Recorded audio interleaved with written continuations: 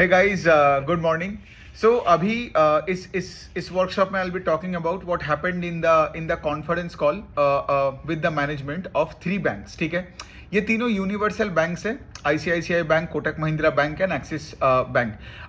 अब जब मैं खुद ही कोई कॉन्फ्रेंस कॉल्स को डायरेक्टली सुनता हूँ या फिर मैं उसका ट्रांसक्रिप्ट पढ़ता हूँ, मुझे लगता है कि लाइक मैं छोटे छोटे वीडियोस बना के उनका सारे इनसाइट्स आपको इसीलिए देना चाहता हूँ so that you get more and more close to the companies, right. मतलब आप अगर मार्केट में इन्वॉल्व हो, राइट, आप अगर इन्वेस्टेड हो, सो आपको पता होनी चाहिए, राइट, कि लाइक जो कंपनीज में आपने पैसे डाले हो या से उस सेक्टर में किसी और कंपनी में भी डाले हो तो वहां पे चल क्या रहा है, राइट। मतलब देखिए, कॉन कॉल्स में इतना फोकस मैं इसीलिए करता हूं बिकॉज सोचिए ना, जो लोग बिजनेस कर रहे हैं अगर आप उनका ही नहीं सुन रहे हो तो आप किसका सुनोगे, है ना। इसीलिए जैसे आपने देखा होगा इतने दिन Q4 में मैंने सारे रिजल्ट्स पे, जब रिजल्ट्स आता था, पीपीटी आता था, मैंने इतने सारे कंपनीज को ट्रैक किया। अभी मैं क्या करूंगा, वही सारे कंपनीज का जब मैं कॉन कॉल्स पढ़ता रहूंगा या फिर उसका जो मतलब जो ट्रांसक्रिप्ट आता रहेगा, राइट, वो ट्रांसक्रिप्ट पढ़ता रहूंगा और आपको ये वीडियोस बनाते रहूंगा ताकि आपको समझ में आए कि वो स्पेस में क्या हो रहा है, गाइडेंस क्या दे रहे हैं, मैनेजमेंट क्या बोल रहा है, कोई प्रॉब्लम्स है तो निकल के आएगा, राइट। और ये बेटर तो उनसे बेटर तो कोई नहीं जानेगा जो धंधा चलाते हैं, राइट। तो मेरा काम यही है कि लाइक आपको और जो धंधा चलाने वाला, इन दोनों को मिलाना, गॉट इट। और तभी तो जाके आपके अंदर का वो कॉन्विक्शन आएगा ना, when you track a business over time, और फिर आप आपका पोर्टफोलियो को उस तरीके से बना पाओगे, कहां पे घुसना है, कहां पे नहीं घुसना है, राइट। वो आपको गुड कैपिटल मतलब एक एलोकेशन स्किल्स आप में जगा देगा, ठीक है। तो चलिए हम पहले चालू करते हैं विद आईसीआईसीआई बैंक। मेरे पास कॉपी है तो मैं क्या करता हूँ, जब भी मैं कोई कॉन कॉल वगैरह पढ़ता हूँ तो मैं तो बहुत ही एक ओल्ड स्कूल बंदा हूँ, मैं पेन पेपर लेके उसका एक समरी टाइप का लिखता हूँ, इनसाइट्स लिखता हूँ और फिर मैं वीडियो बना के आपके साथ शेयर करता हूँ, ठीक है। तो यहाँ पे अगर देखिए, ये जो 3 बैंक्स है, पहला चीज़ है कि लाइक कुछ बिग पिक्चर थिंग्स समझ लेते हैं जो बैंकिंग स्पेस में हो रहा है, राइट। तो पहला पॉइंट है कि लाइक आप देखोगे कि पिछले 1-1.5 साल से इन्फ्लेशनरी प्रेशर के वजह से सब आरबीआई ने क्या किया, रेपो रेट बढ़ा दिया। अब रेपो रेट बढ़ गया बाई 2.5%, राइट। उससे क्या हो गया, सारे बैंक्स का कॉस्ट ऑफ बोरिंग बढ़ गया। There is like a war on deposit. और जब कॉस्ट ऑफ बोरिंग बढ़ जाता है और जब रेपो रेट बढ़ जाता है तो term deposits like fixed deposits and all become more attractive than current account and savings account, right. तो इसलिए क्या हो रहा है, सारे बैंक्स देख रहे हैं कि उनका कासा से का फिक्स डिपॉजिट में पैसा शिफ्ट हो रहा है। मतलब क्या, टोटल डिपॉजिट का ग्रोथ है, ठीक है, लेकिन डिपॉजिट का जो प्रोडक्ट मिक्स है वो चेंज हो रहा है। अब जब ये प्रोडक्ट मिक्स चेंज हो रहा है, सोचिए ये अनफेवरेबली चेंज हो रहा है फॉर द फिनेंशियल्स। कैसे? बिकॉज कासा में आपको हार्डली कोई इंटरेस्ट पे करना पड़ता है, लेकिन टर्म डिपॉजिट में आपको एक हायर रेट इंटरेस्ट पे करना पड़ता है। तो इसीलिए क्या हो रहा है कि सारे बैंक्स का cost of borrowing is going up which is hurting their NIMs. NIMs का मतलब है नेट इंटरेस्ट मार्जिन और स्प्रेड, ठीक है। तो स्प्रेड का मतलब है आपको लोन से जो इंटरेस्ट मिलता है और यहां पे आप जो पैसा उठाए वहां पे आपको जो बोरोइंग कॉस्ट देना पड़ता है। The gap is called the spread. So there is a contraction in spread. अब सोचिए, जब कॉन्ट्रैक्शन इन स्प्रेड होता है तो सारे बैंक्स का ऑपरेटिंग प्रॉफिट का पेस ऑफ ग्रोथ घट जाता है, ईपीएस का ग्रोथ उतना होता नहीं है। और यही हम देख रहे हैं because I have tracked I think over 65-70 financials, ठीक है, all in the NBFC and the banking space, सब मिला के बता रहा हूं। और उसमें मेजॉरिटी बैंकिंग में यही वाला इशू पे फोकस किया है, ठीक है, यही वाला चीज पे फोकस किया है कि निम्स का कॉन्ट्रैक्शन हो रहा है, स्प्रेड पे प्रॉब्लम्स हो रहा है, so on and so fourth. और सोचिए इसके साथ अगर आप एक फिनेंशियल हो जो लेट्स से स्केल अप कर रहे हो, टेक्नोलॉजी पे बहुत इन्वेस्ट कर रहे हो, मैन पावर पे इन्वेस्ट कर रहे हो, तो वहां पे क्या हो रहा है, वहां पे और भी आपका खर्चे पे प्रेशर आ रहा है। तो आपका आरओई का नंबर बढ़ नहीं रहा है, आरओई का नंबर बढ़ नहीं रहा है। So this is the general trend in the entire financial system at this particular point in time, ठीक है। तो अभी देखिए, अभी मैं ICICI bank, Kotak bank, IndusInd bank, Equitas, IDFC first, सबका यही सिनेरियो है, ठीक है। तो ये बिग पिक्चर मैंने आपको बता दिया, लेकिन अभी मेरा काम क्या है कि इंडिविजुअल कॉन कॉल्स में भी क्या क्या हुआ उसका इनसाइट्स बताओ। तो चलिए सबसे पहले मैं आईसीआईसीआई बैंक का बात करता हूं। अब देखिए, ये यूनिवर्सल बैंक है, पूरा कंट्री में फैला हुआ है। इनका लोन बुक का ग्रोथ 16-18% है, डिपॉजिट का ग्रोथ 20-22% है। लेकिन यहां भी वही चीज जो मैनेजमेंट ने बताया, जो डिपॉजिट का ग्रोथ 20-22% है, उसमें जो प्राइमरी जो ग्रोथ का फैक्टर है वो आया है टर्म डिपॉजिट्स में, ठीक है, नॉट इन कासा में, ठीक है। तो सारे बैंक्स का आप देखोगे कासा रेशियो घट गया है, ठीक है। तो ये हो गया एक ट्रेंड। अच्छा, अब अगर हम देखेंगे आईसीआईसीआई बैंक का, तो आईसीआईसीआई बैंक का कुछ 48-50% ऑफ द बुक है रिटेल, ठीक है। और ये लोग क्या कर रहे हैं, रिटेल बुक और एसएमई बुक को बहुत तगड़े रेट से ग्रो कर रहा है। तो रिटेल हो गया, एमएसएमई, एसएमई, बिजनेस बैंकिंग, यहां पे ग्रोथ ज्यादा है। एक और ट्रेंड मैं बोल सकता हूं जो बैंकिंग में है, जो आईसीआईसीआई ने भी बताया, कोटक का भी मैंने रिजल्ट में देखा, एक्सिस में भी देखा कि लार्ज कॉर्पोरेट में कोई अच्छा धंधा मिल नहीं रहा है। मतलब क्या सोचिए, अगर आप एक ट्रिपल ए रेटेड एक कॉर्पोरेट हो, ठीक है, आपका बहुत अच्छा एसेट क्वालिटी है, लेट्स से आपका कैश फ्लोज बहुत अच्छा है बिजनेस में, तो अगर आप एक बैंक होके ऐसे कंपनी को पैसा दे रहे हो तो आपको तो यील्ड बहुत कम मिलेगा ना। तो देखिए, एसेट क्वालिटी की बचाने के चक्कर में आप ऐसे रेट में भी लोन नहीं दोगे ना जिससे आपका आरओई डाइल्यूट हो जाएगा, राइट, या फिर आप तो लॉस में थोड़ी बिजनेस करोगे। और जितना अच्छा कॉर्पोरेट है, जिसका जितना और कैश के ऊपर बैठा है, उसको उतना क्रेडिट की जरूरत भी नहीं है, और अगर जरूरत भी है तो थोड़ा बहुत वर्किंग कैपिटल की जरूरत है। तो इसीलिए सारे बैंक्स क्या कर रहे हैं, मिड मार्केट कॉर्पोरेट या तुम्हारे ये छोटे छोटे एसएमईज एंड एमएसएमईज में फोकस कर रहे हैं कि यहाँ पे तुम्हारा यील्ड भी ज्यादा है और ग्रोथ भी ज्यादा मिलता है। ऑफ कोर्स यहाँ पे देखो, अब यहाँ पे रिस्क मैनेजमेंट का बहुत इंपॉर्टेंट है, बिकॉज यहाँ पे कलेक्शन पे फोकस ज्यादा रहना पड़ेगा, राइट, तुम्हारा क्रेडिट का टीम बहुत अच्छी होनी पड़ेगी, राइट, वो तो ऑफ कोर्स वो तो बैंकिंग का पार्ट है। तो इसका मतलब ये नहीं कि कोई अगर कोई छोटी कंपनी को लेंड कर रहा है मतलब वो खराब हो रहा है बैंक, ऐसा नहीं। लेकिन बात यही है, जैसे मैंने बताया, बिजनेस बैंकिंग, एसएमई, ये सब में बहुत तगड़ा रेट से आईसीआईसीआई बैंक पुश कर रहे हैं, ठीक है, बिकॉज उनको भी एक चीज पता है कि अगर इतने बड़े बेस में, बिकॉज आईसीआईसीआई बैंक का अगर आप बैलेंस शीट भी देखोगे, आई थिंक वो 14-15 लाख करोड़ के आसपास है, तो वहां पे ग्रो करना एट लेट्स से 15-20% के लिए भी you have to target that Bharat side of India, right. तो एक्सिस बैंक भी वही कर रहे हैं, तो उसमें हम बाद में आते हैं। तो यहाँ पे क्या है, यहाँ पे है कि लाइक जैसे ग्रोथ का रेट बोला, डिपॉजिट बोला, एसेट क्वालिटी में कोई प्रॉब्लम नहीं है। If you look at the net NPA 0.4% के आसपास है। अगेन निम्स का बात किया, जो जैसे मैंने समझाया द बिगिनिंग, जो पूरे सेक्टर में हो रहा है कॉस्ट ऑफ बोरोइंग बढ़ने के चक्कर में, इनका निम्स अभी 4.4% के आसपास है, जबकि last year it was around 5%। तो ये निम का कॉन्ट्रैक्शन क्यों हुआ, बिकॉज धीरे धीरे करके यहाँ पे डिपॉजिट का रिप्राइसिंग हो रहा है। डिपॉजिट का रिप्राइसिंग का मतलब है जो इंक्रीमेंटल डिपॉजिट्स आता है वो हाई कॉस्ट पे आ रहा है। सो इसी को बोलते हैं repricing at an unfavourable rate to the banks ना, बिकॉज यहाँ पे रीप्राइसिंग टुवर्ड्स कासा नहीं हो रहा है, यहाँ पे रीप्राइसिंग हो रहा है टुवर्ड्स टर्म डिपॉजिट्स। तो इसी वजह से बैंक ने क्या बोला, कॉन कॉल में यही बताया कि आगे जाके निम्स का मॉडरेशन और भी हो सकता है। तो आगे जाके और भी मॉडरेशन होगा, इसका क्या मतलब है कि यहाँ पे ऑपरेटिंग प्रॉफिट ग्रोथ में हिट चालू रहेगा अपने आईसीआईसीआई बैंक में, ठीक है। तो बैंक ने ये बताया। दूसरी चीज ऑफकोर्स मैंने लो कॉर्पोरेट लोन बुक के बारे में भी बताया था। आप देखो कि कोई भी बैंक का ओवरऑल कॉर्पोरेट बुक उतना ग्रोथ नहीं है, बिकॉज क्यों, बिकॉज सबका फोकस है उसमें जो हाई कॉर्पोरेट का जो लोन बुक है वहां पे उतना अच्छा यील्ड नहीं मिल रहा है। तो इसके वजह से क्या है, overall corporate book ICICI bank का भी उतना कुछ ग्रोथ नहीं। आई थिंक उनका 10% का उनका कॉर्पोरेट बुक का सिर्फ ग्रोथ है, बिकॉज ऑफ दिस रीजन के वो टारगेट कर रहे हैं मतलब हाई यील्डिंग स्मॉल बिजनेसेस में, ठीक है। तो ये हो गया।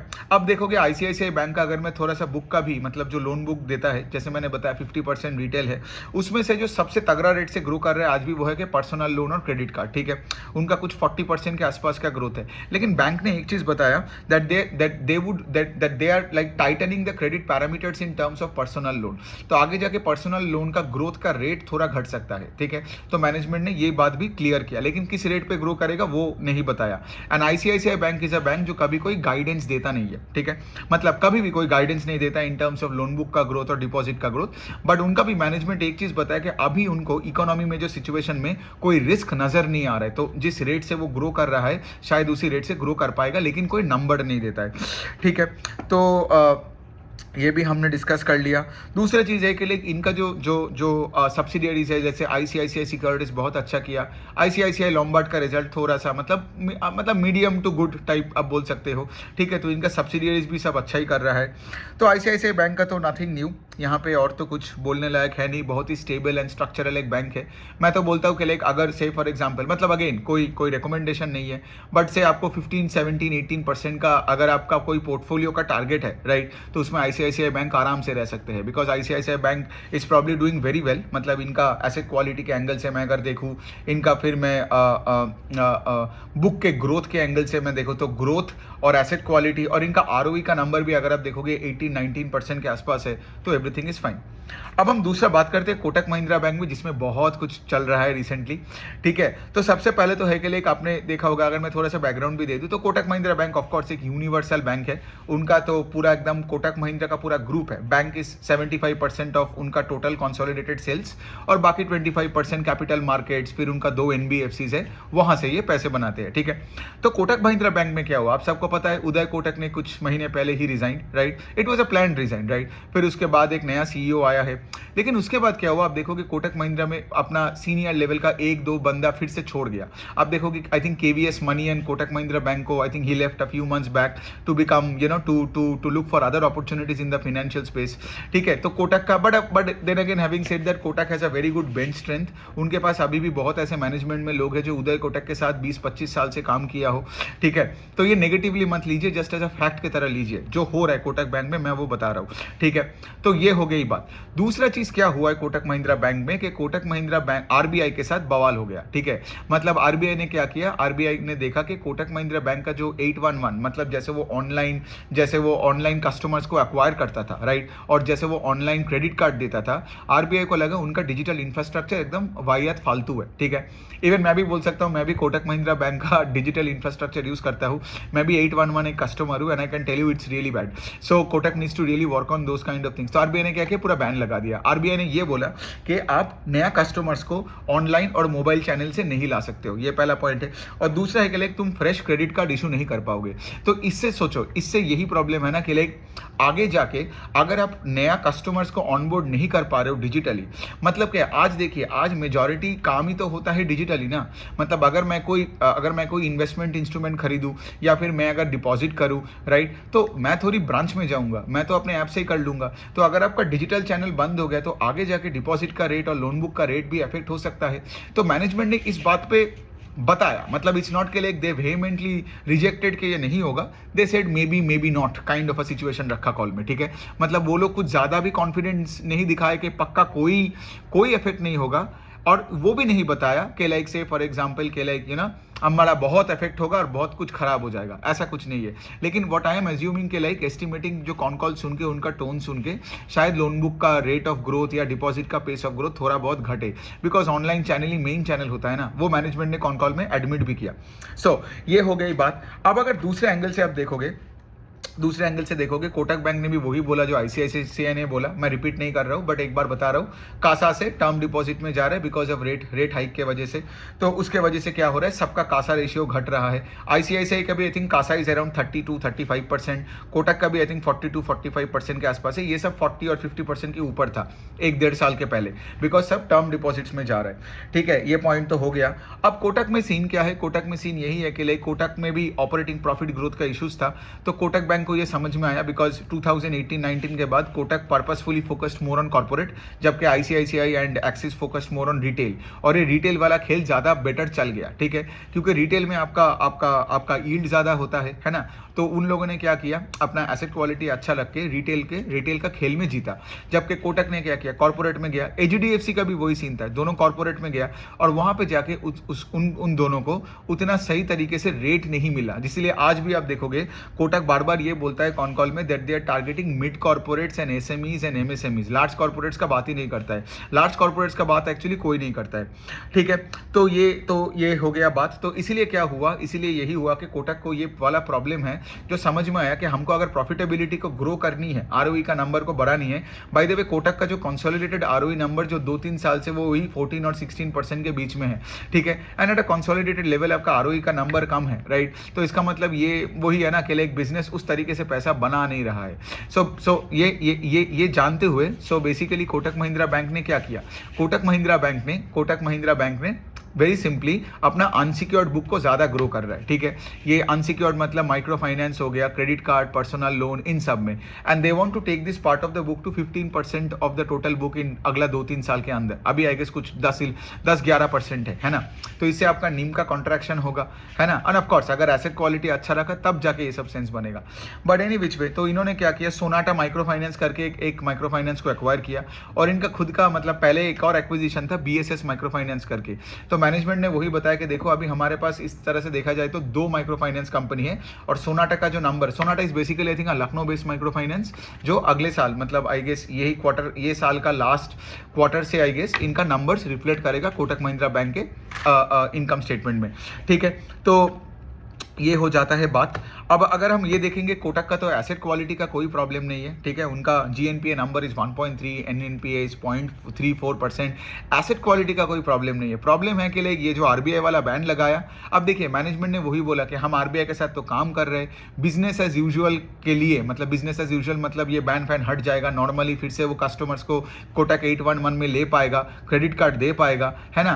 तो जब वो आ जाएगा तब ऑफकोर्स मतलब उसके लिए हम बहुत कोशिश कर रहे हैं आरबीआई के साथ, लेकिन जब तक वो नहीं हो रहा है तब हम existing customers, by the way जो एग्जिस्टिंग कस्टमर्स जैसे मैं कोटक का 811 के एग्जिस्टिंग कस्टमर, मेरे को कोई प्रॉब्लम नहीं हो रहा है, ठीक है। जो नया कस्टमर से सिर्फ उनको ब्लॉक किया कि लाइक आप नया नहीं ले सकते हो, लेकिन जो पुराने एग्जिस्टिंग कस्टमर्स है 811 पे, उसके लिए कोई प्रॉब्लम नहीं है। मतलब मैं अगर चाहूँ तो एफडी कर सकता हूँ, मैं अगर चाहूँ तो एक म्यूचुअल फंड में पैसा डाल सकता हूँ, इंश्योरेंस प्रोडक्ट ले सकता हूँ, मैं कुछ भी कर सकता हूँ, ठीक है। तो पूरा ये जो चैनल है वो मेरे लिए खुला हुआ है, ठीक है। तो बैंक ने ये चीज़ें भी मेंशन किया है, और मैं तो एज ए कस्टमर अपना मतलब फर्स्ट हैंड भी एक्सपीरियंस आपके साथ शेयर कर सकता हूँ। तो यहाँ पे हम देखते हैं कि कोटक महिंद्रा बैंक का जब नंबर्स आते हैं तो मैं हमेशा देखता हूँ कि लोन बुक का जो ब्रेकअप, उसमें से कौन कौन से स्पेस अच्छा कर रहा है। तो जैसे यहाँ पे कंज्यूमर बैंकिंग अच्छा कर रहा है, 20% से ग्रो किया। इसमें आप देखोगे मॉर्गेज का growth is 15-16%, mortgages, home loans and lap, ठीक है। फिर आप देखोगे जैसे मैंने बताया माइक्रो फाइनेंस तो बहुत अच्छे रेट से ग्रो कर रहा है। I think the micro finance sectors grew 60%, but 60% क्यों? Because on a small base. Credit card, personal loan is also doing a very मतलब is growing at a very fast pace, but on a low base. Kotak का भी आप देखोगे consumer का जो segment है, retail consumption, उसमें मेजोरिटी आपका होम लोन से ही आता है, ठीक है। तो ये हो गई बात। And as I said right, SME and छोटे corporates they are growing 20% YOY, तो वो अच्छा कर रहा है, ठीक है। और कोटक भी कोई गाइडेंस देता नहीं है। कोटक का वही कहना है कि like we will continue to grow the loan book at 1.5 to 2 times nominal GDP. अब सोचिए जीडीपी का डेटा कितना आया उस दिन, 8.2% Q4 में, ठीक है। तो चलो अब पकड़ लो, उसके साथ 5% 6% का इन्फ्लेशन लगा लो, तो व्हाट इज नॉमिनल जीडीपी यहाँ पे होता है 14% का ग्रोथ हमारे देश का। तो 14% का ग्रोथ, तो कोटक बता रहे हम 1.5 times to 2 times nominal GDP करेंगे। तो मतलब कोटक बता रहा है कि यहाँ पे हम बिटवीन 20 and 27% तक ग्रो कर सकते हैं। तो ठीक है, गाइडेंस बुरा नहीं है, although they don't give out a number, but मैं आपको घुमा के बता दिया कि लिए कैसे आप ऐसे कैलकुलेट कर सकते हो जब मैनेजमेंट थोड़ा घुमा के भी आपको कोई नंबर बताता है, ठीक है। तो यही वाला हो गया। इन्होंने भी बताया कि लाइक लार्ज कॉर्पोरेट्स में बहुत प्राइसिंग प्रेशर है, तो ये लोग थोड़ा दूर रह रहे हैं वहाँ से। तो बस यही तो है। अभी तो देखिए, अभी कोटक का टीम बहुत स्ट्रांग है, although they have a new CEO and everything. केवीएस मनियान चला गया है, उनका नया सीएफओ भी एक आ गया है, but the management is all fine and all. But हमें ये देखना पड़ेगा कि जब तक ये आरबीआई का बैन चलेगा, आगे जाके शायद डिपॉजिट का रेट और लोन बुक का रेट थोड़ा घटे। लेकिन मुझे ये चीज़ अच्छा लगा कि ये सब बैन के बाद भी उन्होंने वही बोला कि we will continue to grow between 1.5 times and 2 times nominal GDP, ठीक है। तो हमें देखना पड़ेगा आगे क्या है। लेकिन कोटक में अभी बहुत सारे इश्यूज चल रहा है। एक तो जैसे मैंने बताया कि फंडामेंटली भी इनका ऑपरेटिंग प्रॉफिट्स का उतना ग्रोथ नहीं होता है, फिर ग्रोथ होता है लेकिन दूसरे बैंक से के अनुसार कम है। आरओई का नंबर थोड़ा सा सबड्यूड रहता है, और उसके साथ साथ ऑफ कोर्स इतने सारे मैनेजमेंट चेंज और उसके साथ आरबीआई का बैन, ये सब तो कुछ तो हो रहा है। मैं देख रहा हूँ और कुछ मैं पॉइंट मिस किया हो कि नहीं। कोटक का जो सब्सिडियरीज है उसमें सबसे अच्छा कैपिटल मार्केट्स लिंक्ड सब्सिडियरीज ने अच्छा किया, कोटक सिक्योरिटीज और कोटक इन्वेस्टमेंट्स, ठीक है। बिकॉज ऑफ कोर्स अभी पूरा कैपिटल मार्केट्स में पूरा एकदम एक बुल रन चल रहा है, तो ऑफ कोर्स सारे कंपनीज भी अच्छा ही कर रहा है उसमें। अब लास्ट में चलो एक्सिस बैंक जल्दी से खत्म कर लेते हैं। ये भी एक यूनिवर्सल बैंक है। अब एक्सिस बैंक में कोई प्रॉब्लम्स नहीं है, सब कुछ ठीक है। इनका आरओई का नंबर पिछले 7 क्वार्टर से हैज़ बीन अराउंड 20% के आसपास। आई रिमेंबर कोविड के बाद इनका आरओई का नंबर 12% था, बट सिंस इन्होंने रिटेल में फोकस किया तो अपने यील्ड को बढ़ाया, और अब यील्ड बढ़ाया और एसेट क्वालिटी अच्छा रखा, तो इससे क्या हुआ, एक डबल पुश मिला into growing your net income. तो उससे क्या हुआ, आपका आरओई का नंबर बढ़ गया फ्रॉम 12 to 20%, और पिछले 7 क्वार्टर से they have been able to maintain a 20% का आरओई, विच इज अमेजिंग, ठीक है। और यहाँ पे भी ऑफ कोर्स सेम स्टोरी है। अब देख रहे हो, you can connect the dots here also. Kotak bank भी कहाँ पे फोकस कर रहे हैं, एमएसएमई हमारे भारत के साइड में, तो फिर उसके बाद आप देखोगे रिटेल मतलब पर्सनल लोन, क्रेडिट कार्ड, छोटे छोटे एसएमईज यहाँ पे, फिर उसके बाद स्मॉल बिजनेस बैंकिंग, राइट, ये सारे स्पेस में। तो अभी क्या हो रहा है, 43% of the loan book of axis bank सिर्फ इस जगह से ही आ रहा है, गॉट इट। तो एक्सिस बैंक ने एकदम फोकस करके रखा है कि हमें भारत के साइड में जा रहा है और पेनिट्रेट करना है, और अंदर से अंदर टायर 4, 5, 6 सिटीज में जानी है, और लोगों को मतलब से ये छोटे छोटे बिजनेसेस को पैसा देना है। और अगर शहरों में भी मैं दूँ, मैं ज़्यादा फोकस करूंगा टुवर्ड्स से growing the personal loan and credit card. इससे अगर आपने एसेट क्वालिटी को ठीक रखा और उनका अगर कलेक्शन टीम ने ढंग से काम किया, सो गोइंग फॉरवर्ड क्या होगा, इनका निम्स का एक्सपेंशन होगा, because these are all high yielding loans, right. Low yielding loans मतलब से फॉर एग्जांपल अगर आप देखोगे होम लोन अगर आपका देखोगे तो वो लो यील्डिंग होता है। कमर्शियल व्हीकल लोन्स भी थोड़ा लो यील्डिंग ही होता है अगर आप नया ट्रक खरीदते हो एंड ऑल दैट, ठीक है। सो वहाँ से आप देख सकते हो कि लाइक यहाँ पे जैसे पर्सनल लोन क्रेडिट कार्ड में तो 15, 20, 30% का भी चला जाता है क्रेडिट कार्ड में, है ना। तो वैसे है बात। एसेट क्वालिटी बहुत अच्छा है, gross NPA number is only 1.4% के आसपास। तो इन तीनों बैंक्स में एसेट क्वालिटी का तो कोई प्रॉब्लम है नहीं, ठीक है। डिपॉजिट का ग्रोथ इज अ कॉन्स्टेंट, जो यहाँ पे एक्सिस बैंक का CEO भी बताया, विच इज ऑफकोर्स आपको पता है। डिपॉजिट मतलब यहाँ पे कासा का बात होता है, राइट, बिकॉज टर्म डिपॉजिट उठाने में उतना दिक्कत नहीं हो रहा है, यहाँ पे कासा उठाने में दिक्कत हो रहा है, ठीक है।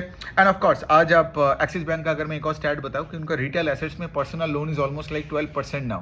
तो ह्यूज पुश कर रहे हैं पर्सनल लोन में, बिकॉज ऑफ कोर्स आप अगर सैलरीड कस्टमर्स को पर्सनल लोन दे रहे हो तो यहाँ पे रिस्क भी थोड़ा कम है और यहाँ पे यील्ड भी हाई होता है, ठीक है। निम्स का भी यहाँ कॉन्ट्रैक्शन का गाइडेंस मैनेजमेंट ने दिया है। अभी इनका NIMS is I think north of 4%, लेकिन मैनेजमेंट ने बोला है कि हम 3.8% तक नीचे जा सकते हैं, ठीक है। So we still have that spectrum, that comfortable spectrum to work on, right. इसका मतलब क्या, ये भी अपना निम का स्पेक्ट्रम में देख रहे हो, 4 से 3.8 बोला, right, because of the reason like I have already mentioned, ठीक है। बस ये तो चलो हो गया। अब तो बस एक्सिस बैंक का रिजल्ट तो ठीक ही है। लोन बुक का भी ग्रोथ उनका 20% के आसपास है, डिपॉजिट का ग्रोथ भी अराउंड 20% के आसपास है। और इनका बट देन ये जो SME, MSME, personal loan, credit card, ये इस वाला स्पेस जो है, this space is growing eight 25%। Got it. तो अब देखोगे अगर होम लोन है या कोई कार लोन है या फिर कॉर्पोरेट लोन, बड़े कॉर्पोरेट्स का, that particular those books are growing at a slower pace than this particular space, जहां पे एक्सिस बैंक का आज पूरा फोकस है, ठीक है। तो ये है एक्सिस बैंक का हो गया। तो चलो 3 बैंक्स का कॉन कॉल कर लिया। अगले वीडियो में read 3 more 4 more con call का ट्रांसक्रिप्ट एंड उसके बाद मैं ऐसे ही समराइज करके आपको बताता रहता हूँ। Thank you.